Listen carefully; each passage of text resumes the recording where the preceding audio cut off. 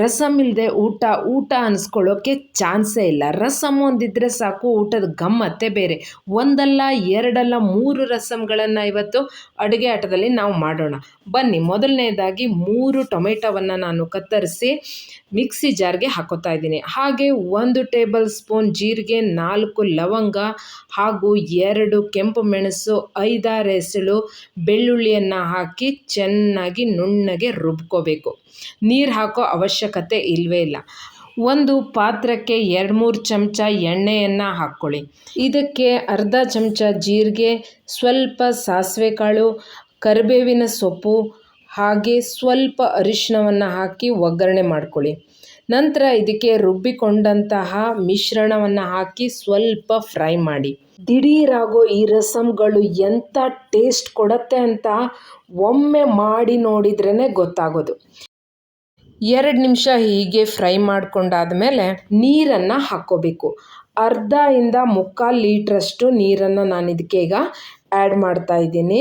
ನಿಮಗೆ ಎಷ್ಟು ಬೇಕೋ ಅಷ್ಟನ್ನು ನೀರು ಹಾಕ್ಕೊಳ್ಳಿ. ತುಂಬ ಜಾಸ್ತಿ ನೀರನ್ನು ಹಾಕ್ಕೊಂಡ್ರೂ ರುಚಿಯಾಗಿ ಇರೋದೇ ಇಲ್ಲ. ಇದಕ್ಕೆ ರುಚಿಗೆ ತಕ್ಕಷ್ಟು ಉಪ್ಪನ್ನು ಸೇರಿಸ್ಕೊಳ್ಳಿ.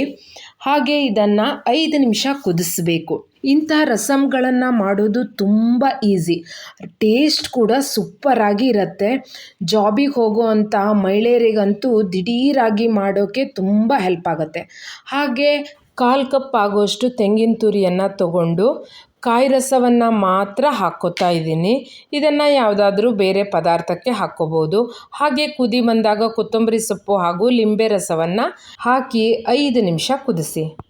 ಈ ರೀತಿಯಾದಂಥ ರಸಮನ್ನು ಮಾಡಿಕೊಂಡು ಊಟ ಮಾಡ್ತಾ ಇದ್ದರೆ ಊಟ ಮುಗಿಸ್ಬೇಕು ಅಂತ ಖಂಡಿತ ಅನ್ನಿಸ್ಲಿಕ್ಕೆ ಚಾನ್ಸೇ ಇಲ್ಲ. ಒಮ್ಮೆ ಟ್ರೈ ಮಾಡಿ ರುಚಿ ಹೇಗಿತ್ತು ಅಂತ ತಿಳಿಸಿ. ಹೀಗೆ ರುಚಿಕರವಾದ ರಸಮ್ ಮಾಡಿಕೊಂಡು ಊಟ ಮಾಡ್ತಾ ಇರಿ. ಬನ್ನಿ, ಈಗ ಮತ್ತೊಂದು ರಸಮನ್ನು ಮಾಡೇ ಬಿಡೋಣ. ತುಂಬ ತರಕಾರಿಗಳನ್ನು ತಂದಿಟ್ಕೊಂಡಾಗ ಹೀಗೆ ಕೆಲವೊಮ್ಮೆ ಬಾಡೋಗ್ಬಿಡತ್ತೆ. ದುಡ್ಡು ಕೊಟ್ಟು ತಂದಿರ್ತೀವಿ, ಎಸೆಯೋಕೆ ಮನಸ್ಸಾಗಲ್ಲ. 2 ನುಗ್ಗೆಕಾಯಿ ಹಾಗೆ ಫ್ರಿಜ್ಜಲ್ಲಿ ಉಳ್ಕೊಂಡ್ಬಿಟ್ಟಿತ್ತು. ಅದ್ರ ಜೊತೆಗೆ 4 ಟೊಮೆಟೊವನ್ನು ಈ ರೀತಿ ಕಟ್ ಮಾಡಿಕೊಂಡು ಕುಕ್ಕರಿಗೆ ಹಾಕೇಬಿಟ್ಟೆ. ಇದು ನುಗ್ಗೆಕಾಯಿ ಮತ್ತು ಟೊಮೆಟೊ ಕಾಂಬಿನೇಷನ್ ರಸಮ್ ತುಂಬಾ ಚೆನ್ನಾಗಿರುತ್ತೆ. ಇದಕ್ಕೆ ಈಗ ಸ್ವಲ್ಪ ಅರಿಶಿಣವನ್ನು ಹಾಕ್ಕೊಂಡು ಹಾಗೆ ನೀರನ್ನು ಸ್ವಲ್ಪ ಹಾಕ್ಕೊಂಡು 2 ವಿಸಿಲನ್ನು ಹಾಕ್ಕೊಬಿಡಿ. ನಂತರ ಪ್ರೆಷರ್ ಇಳಿದ ಮೇಲೆ ಇದನ್ನು ತೆಗೆದು ನೋಡಿ. ನಾನು ಕೆಲಸಕ್ಕೆ ಹೋಗೋ ಗಡಿಬಿಡಿಲಿ ಎಲ್ಲ ಬಿಸಿ ಬಿಸಿ ಇರುವಾಗಲೇ ರುಬ್ಬಿಡ್ತೀನಿ. ನೋಡಿ, ಈ ರೀತಿಯಾಗಿದೆ, ಚೆನ್ನಾಗಿ ಬೆಂದಿದೆ. ಇದನ್ನೆಲ್ಲವನ್ನು ಈಗ ನಾವು ಮಿಕ್ಸರ್ ಜಾರಿಗೆ ಹಾಕ್ಕೊಳ್ಳೋಣ. ತುಂಬ ನುಗ್ಗೆಕಾಯಿಯನ್ನು ಹಾಕ್ಕೊಂಡ್ರೆ ಚೆನ್ನಾಗಿರಲ್ಲ, ಕಹಿ ಬಂದುಬಿಡತ್ತೆ. 1 ಅಥವಾ 2 ನುಗ್ಗೆಕಾಯಿ ಇದ್ದರೆ ಸಾಕಾಗತ್ತೆ. ಊಟ ಮಾಡಬೇಕಿದ್ರೂ ಕೂಡ ಇದ್ರ ಜೊತೆಗೆ ಲಿಂಬು ರಸ ಆ್ಯಡ್ ಮಾಡ್ಕೋಬೋದು. ಹಾಗೆ ಅದರೊಳಗಿರುವಂಥ ನೀರನ್ನೆಲ್ಲ ನಾನು ಒಂದು ಪಾತ್ರೆಗೆ ಹಾಕ್ಕೊಂಡೆ. ಇದನ್ನು ಕೂಡ ರುಬ್ಕೊಂಡೆ. ಇದನ್ನು ಒಂದು ಪಾತ್ರೆಗೆ ಹಾಕೋತಾ ಇದ್ದೀನಿ. ಈಗ ಅದ್ರ ಜೊತೆಗೆ ನೀರನ್ನು ಕೂಡ ಹಾಕ್ಕೊಳ್ಬೇಕು. ಇದನ್ನು ಸೋಸ್ಕೊಳ್ಳೇಬೇಕು. ಯಾಕೆ ಅಂದರೆ ನುಗ್ಗೆಕಾಯಿಯ ನಾರಿರುತ್ತೆ, ಗಸಿ, ಅದನ್ನು ಹಾಗೆ ತಿನ್ನೋಕ್ಕೆ ಬರೋದೇ ಇಲ್ಲ. ಮರೆತು ಕೂಡ ಹಾಗೆ ತಿನ್ನಲೇಬೇಡಿ, ಸೋಸ್ಕೊಳ್ಳೇಬೇಕಿದನ್ನು. ರಸಮಿಗೆ ಸಾಮಾನ್ಯ ಎಷ್ಟು ನೀರು ಆ್ಯಡ್ ಮಾಡಬೇಕೋ ಅದನ್ನು ಇದಕ್ಕೆ ಹಾಕ್ಕೊಂಡ್ರೆ ಸುಲಭವಾಗಿ ನಾವು ಸೋಸ್ಕೋಬೋದು. ತರಕಾರಿ ತಂದಿದ್ದಿಲ್ಲ ಅಂದರೂ ಕೂಡ ಈ ರಸಮ್ ಮಾತ್ರ ನಮ್ಮ ಹೊಟ್ಟೆ ತುಂಬಿಸುತ್ತೆ. ಮಳೆಗಾಲಕ್ಕಂತೂ ಬಿಸಿ ಬಿಸಿ ಏನಾದರೂ ಬೇಕೇ ಬೇಕಾಗತ್ತೆ. ಈ ರೀತಿಯಾದಂಥ ರಸಮ್ಗಳಂತೂ ಇದ್ದುಬಿಟ್ರೆ ಪಾತ್ರದಲ್ಲಿ ಅನ್ನ ಉಳಿಯೋಕ್ಕೆ ಸಾಧ್ಯವೇ ಇಲ್ಲ.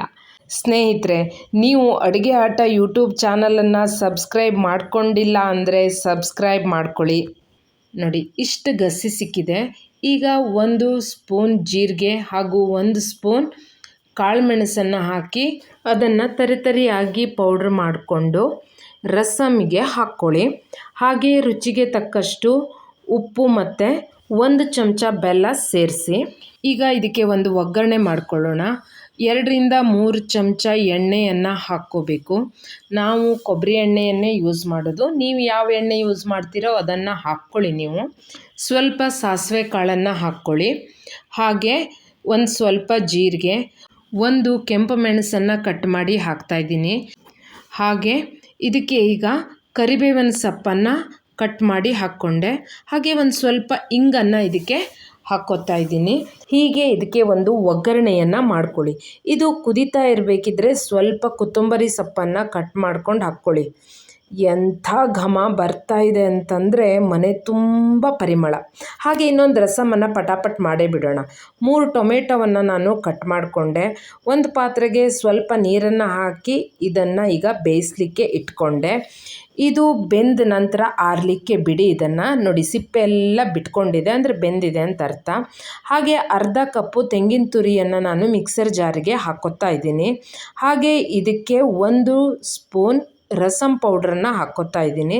ಸ್ವಲ್ಪ ನೀರನ್ನು ಹಾಕ್ಕೊಂಡು ಇದನ್ನು ರುಬ್ಕೊಂಡೆ. ಈಗ ಇದಕ್ಕೆ ಬೇಯಿಸ್ಕೊಂಡಂತಹ ಟೊಮೆಟೊವನ್ನು ಹಾಕಿ ಪುನಃ ರುಬ್ಕೋಬೇಕು. ಸ್ವಲ್ಪ ತರಿತರಿಯಾಗಿರಲಿ, ತುಂಬ ನುಣ್ಣಗೆ ಆಗಬೇಕು ಅಂತ ಇಲ್ಲವೇ ಇಲ್ಲ. ಇದನ್ನು ಈಗ ಟೊಮೆಟೊ ಬೇಯಿಸ್ಕೊಂಡಂಥ ಪಾತ್ರೆಗೆ ಹಾಕ್ಕೊಳ್ಳೋಣ. ಇದಕ್ಕೆ ನಾನು ಅರ್ಧ ಲೀಟರ್ ಆಗೋಷ್ಟು ನೀರನ್ನು ಹಾಕಿದ್ದೀನಿ.